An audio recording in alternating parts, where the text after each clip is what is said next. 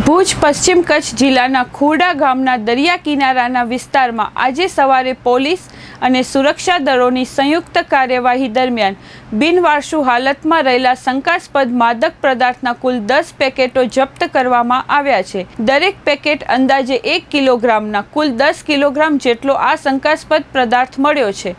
આ કામગીરી પોલીસ દ્વારા દરિયાઈ કિનારાઓ પર પેટ્રોલિંગ દરમિયાન હાથ ધરવામાં આવી હતી।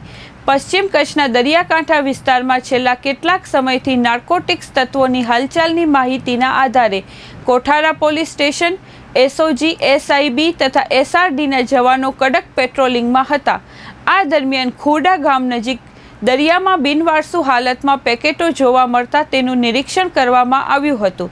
શંકાસ્પદ પેકેટો અંદર માદક પદાર્થ હોવાનું પ્રાથમિક અનુમાન હોવાનું જણાવી ઘટના અંગે કોઠારા પોલીસ સ્ટેશનમાં નોંધ કરવામાં આવી છે અને નોંધ નંબર 3/2025 હેઠળ કાયદેસરની કાર્યવાહી શરૂ કરવામાં આવી છે। વધુ તપાસ ચાલુ છે અને પદાર્થનો સચોટ પ્રકાર તથા તેના સ્ત્રોત વિશે વિગતવાર તપાસ હાથ ધરવામાં આવશે।